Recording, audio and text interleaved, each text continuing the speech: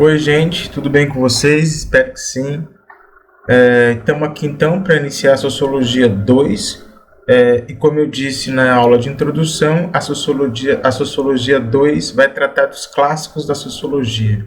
Então, Augusto Comte, Émile Durkheim, Karl Marx e Max Weber. Então, nós vamos iniciar nessa primeira aula e na próxima aula. Então, as duas próximas aulas, essa e a posterior, serão concentradas para que a gente tente resumir o pensamento do Augusto Comte e o nascimento da sociologia. Eu estou usando como referência para fazer esta aula um slide que eu vou deixar disponível no Moodle para que vocês baixem.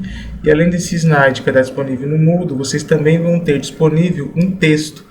Então, esse texto que está disponível no Moodle é para esta aula e para a próxima aula, que são as duas aulas que vão tratar do Augusto Comte e o positivismo. E junto com esse texto tem alguns exercícios que não valem nota, mas que são para vocês se prepararem para poder fazer a avaliação sobre o Augusto Comte e o positivismo. Eu sempre inicio com um slide que é de contextualização, para contextualizar vocês sobre quem é que a gente está falando.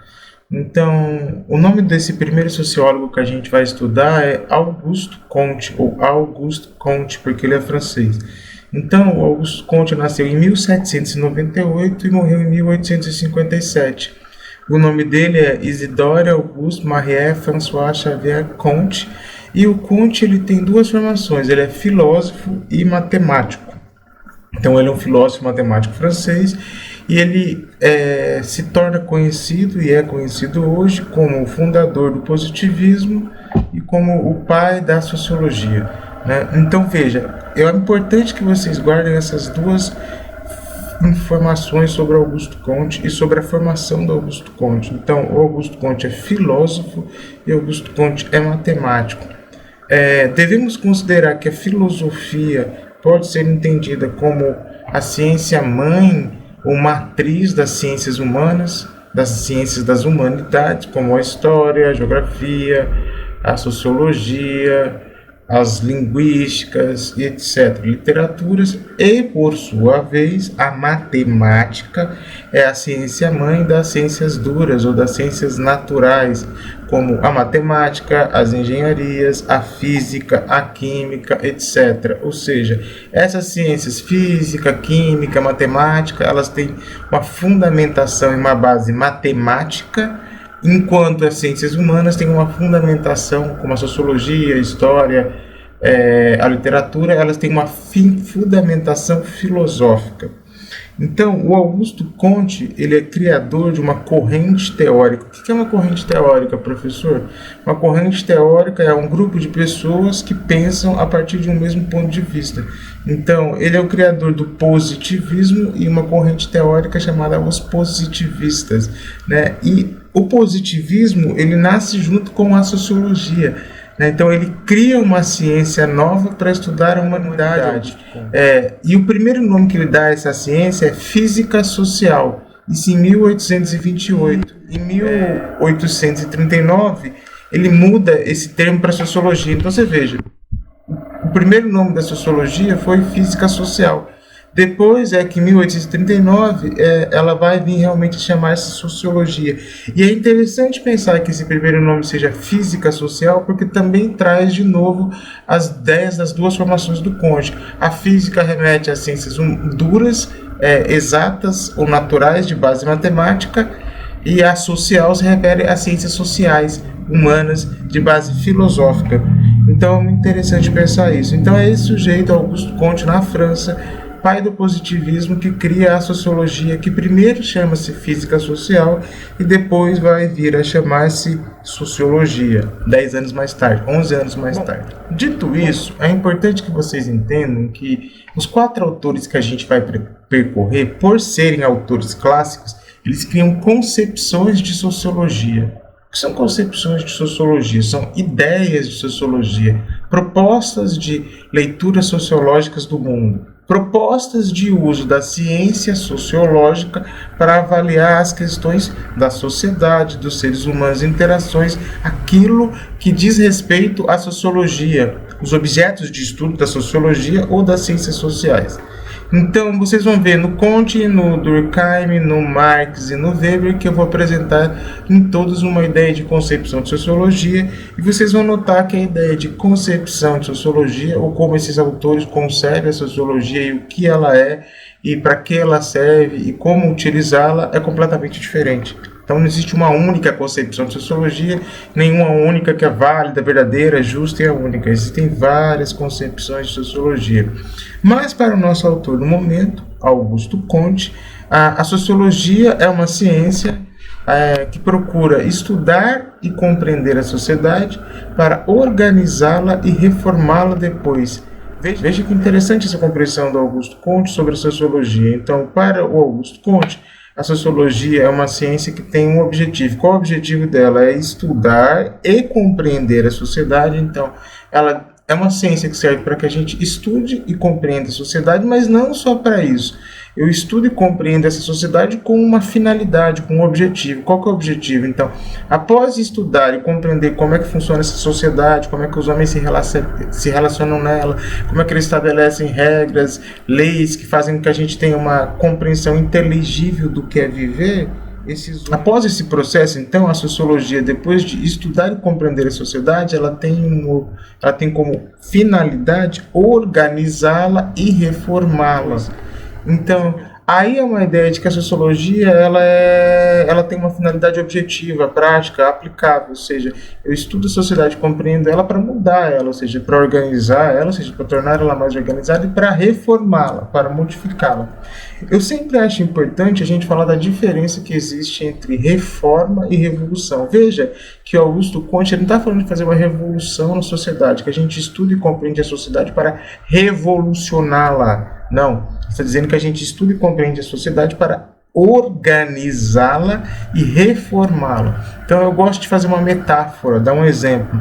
Se você fosse fazer uma reforma na sua casa, né, você ia trocar uma porta de lugar, né, derrubar uma porta, colocar uma janela, como eu fiz aqui em casa uma vez. Então tinha uma janela e eu não queria mais essa janela, então derrubei ela e transformei uma porta no lugar. Ou você ia fazer um banheiro, uma churrasqueira, uma piscina, enfim. Você ia mudar alguma coisa, mas a estrutura da sua casa ia se manter a mesma. Agora, se você quisesse fazer uma revolução na sua casa, você teria que derrubar a sua casa, toda a estrutura dela, e reconstruir de uma forma completamente diferente. Você percebe? Então a sociologia não nasce como uma ciência revolucionária, como hoje muitos olham, inclusive por causa de achar que a sociologia é uma ciência que se resume ao marxismo e a uma militância política esquerdista, que é uma falsa compreensão do que é a sociologia e para que serve a sociologia. Mas muitas pessoas não sabem que a sociologia nasce como uma ciência conservadora e reformista, e não revolucionária. E aí, além disso, o Augusto Comte diz o seguinte na sua concepção de sociologia, que os estudos da sociedade eles deveriam ter um espírito científico e objetivo. Veja, toda vez que a gente falar sobre espírito na sociologia, a gente não está falando em espírito no sentido religioso, né? nesse sentido espiritual que a gente aplica, um espírito, não é nesse sentido.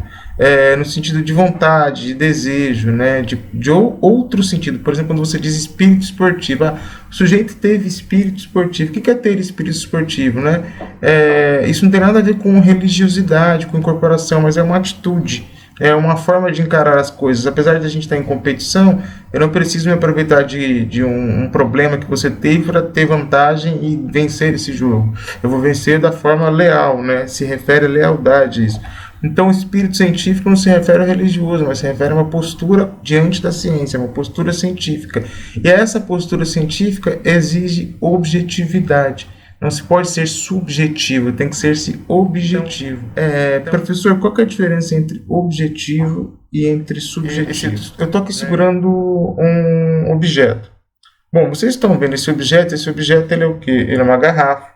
Né? Então, isso é o objetivo, aquilo que vocês podem ver, entender, sem que eu diga nada e tal, que todo mundo vai entender. Então, todo mundo que está assistindo essa aula vai ver que eu estou segurando uma garrafa, e dentro dessa garrafa tem um líquido branco que provavelmente é água. Até pelo tipo da garrafa, formato, tampinha azul, nós estamos acostumados pela sociedade capitalista industrial a entender que esse tipo de modelo de garrafa é um modelo de água. Isso é o objetivo. Agora, o que é subjetivo sobre isso? É se essa água está boa, se ela está quente, se ela está fria, se isso aqui realmente é água, é outro líquido, se ela está vencida, enfim, quais são as possibilidades que existem nessa água, se ela tem cheiro, se ela tem gosto mesmo. Então, essa é a diferença entre o objetivo e o subjetivo. O objetivo é aquilo que todo mundo vê igual e é o óbvio.